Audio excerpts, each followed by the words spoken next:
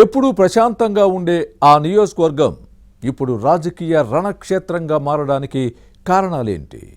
ఎన్నికలప్పుడు మాత్రమే పాలిటిక్స్ చేసే నేతలు ఇప్పుడు పరస్పరం దాడుల దిశగా ఎందుకు కాలు దువ్వుతున్నారు? రాష్ట్రంలో ఎక్కడా లేని విధంగా ఆ నియోజకవర్గంపైనే అధికార పార్టీ ఎందుకు ఫోకస్ పెట్టింది? ప్రతిపక్ష ఎమ్మెల్యేని కాంగ్రెస్ నేతలు టార్గెట్ చేయడానికి కారణాలేంటి? లీడర్ల సవాళ్లతో కేడర్ రెచ్చిపోయే పరిస్థితి ఎందుకొచ్చింది? ఇంతకీ ఏదా నియోజకవర్గం దాడులకు కథం తొక్కుతున్న నేతలెవరు? Was this inside story? రైతు రుణమాఫీ అంశంపై ముఖ్యమంత్రి రేవంత్ రెడ్డి, మాజీ మంత్రి హరీష్ రావు మధ్య హై వోల్టేజ్ ఫైట్ నడుస్తోంది. ఇద్దరి మధ్య సవాళ్లు, ప్రతి సవాళ్లతో ఉద్యమాల పురిటిగడ్డ సిద్దిపేటలో పొలిటికల్ హీట్ పెరుగుతోంది. బీఆర్ఎస్ అడ్డా అయిన సిద్దిపేట కేంద్రంగా ఇద్దరు నేతలు మాటల యుద్ధానికి తెరతీశారు. లోక్సభ ఎన్నికల ప్రచారంలో రుణమాఫీపై రాజీనామాల ఛాలెంజ్ పర్వం కొనసాగింది. అప్పట్లో ఈ అంశం రాజకీయంగా కాకరేపింది.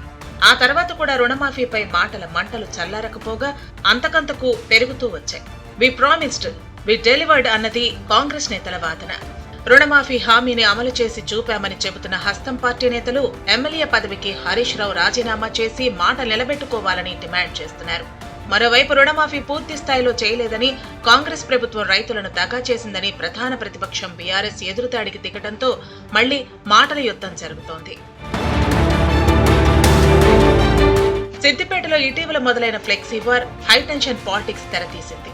రుణమాఫీ అయిపోయే, నీ రాజీనామా ఏడబోయే అంటూ బీఆర్ఎస్ ఎమ్మెల్యే తన్నీరు హరీష్ రావు ఫోటోతో కాంగ్రెస్ నేతలు పెట్టిన ఫ్లెక్సీలు పొలిటికల్ హిట్ పిక్స్ కు చేరింది.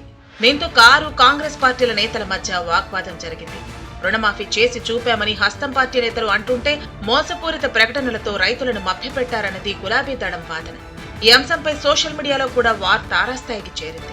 ఇక మల్కాజ్గిరి మాజీ ఎమ్మెల్యే, కాంగ్రెస్ నేత మైనంపల్లి హనుమంతరావు సిద్దిపేట పొలిటికల్ సీన్లోకి ఎంటర్ అయిన తర్వాత రెండు పార్టీల నేతల మధ్య మాటల తూటాలు పేలుతున్నాయి.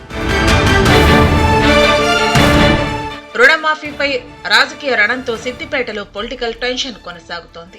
ఇటీవల స్థానిక ఎమ్మెల్యే హరీష్ రావు క్యాంపు ఆఫీసుపై జరిగిన దాడి వెనక మైనంపల్లి హస్తం ఉందనే విమర్శలు వచ్చాయి. ఈ నేపథ్యంలోనే అటు బీఆర్ఎస్, ఇటు కాంగ్రెస్ పోటాపోటీ పార్టీ కార్యక్రమాలు ఏర్పాటు చేశాయి.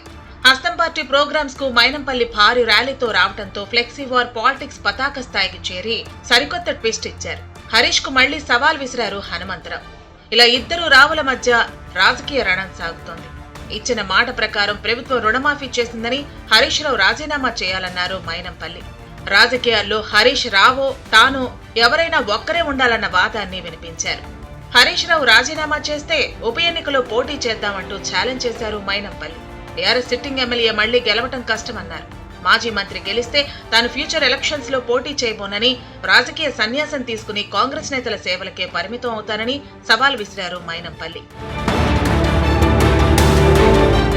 అటు ఉమ్మడి రాష్ట్రంలో కానీ, ఇటు ప్రత్యేక తెలంగాణలో కానీ 4 దశాబ్దాలుగా సిద్దిపేటలో రాజకీయ దాడులు జరిగిన సందర్భాలు లేవు. పీస్ఫుల్ గా ఉండే టౌన్ లో అటాక్స్ కల్చర్ ప్రబలటం పట్ల ప్రజల్లో ఆందోళన వ్యక్తమవుతోంది. గతంలో ఇలాంటి రాజకీయాలను చూడలేదని అంటున్నారు. ఫ్లెక్సీ వార్ పాలిటిక్స్ ముదిరి రాజకీయ దాడులు, ప్రతి దాడుల దిశగా అడుగులు పట్టడం ఆందోళనకర పరిణామమని పొలిటికల్ పరిశీలకులు అంటున్నారు.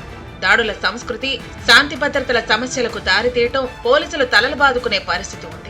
బందోబస్తు సమస్య తలెత్తుతోందని టెన్షన్ పడుతున్నారు. గతంలో ఏవైనా సమస్యలు వస్తే కూల్ గా హ్యాండిల్ చేసే పరిస్థితి ఉండేదని, ఇప్పుడు హార్ట్ గా వ్యవహరించాల్సి వస్తోందని, కొన్నిసార్లు కఠిన చర్యలు తప్పటం లేదని అంటున్నారు. మొత్తంగా అధికార, విపక్ష నేతల అప్పర్ హ్యాండ్ పాలిటిక్స్ ఏ పరిణామాలకు దారితీయబోతున్నాయోనని ప్రజలు ఆందోళన పడుతున్నారు. మరోవైపు రుణమాఫీ అంశం దేవుళ్ల దగ్గర ప్రమాణాల వరకు వెళ్లింది. యాదాద్రి లక్ష్మీ నరసింహస్వామిని దర్శించుకున్న హరీష్ రావు కాంగ్రెస్ ప్రభుత్వం మాట తప్పిందని మండిపడ్డారు. అప్పట్లో దేవాలయాలు, దేవుళ్ల సాక్షిగా సీఎం రేవంత్ రెడ్డితో పాటు మంత్రులు రుణమాఫీ చేస్తామని చెప్పిన అంశాన్ని గుర్తు చేశారు. కానీ ఇందుకు విరుద్ధంగా వ్యవహరించారన్నది హరీష్ వాదన. కాంగ్రెస్ నేతలు ప్రాయశ్చిత్తం చేసుకోవాలని హరీష్ రావు యాదాద్రి ఆలయం దగ్గర డిమాండ్ చేశారు.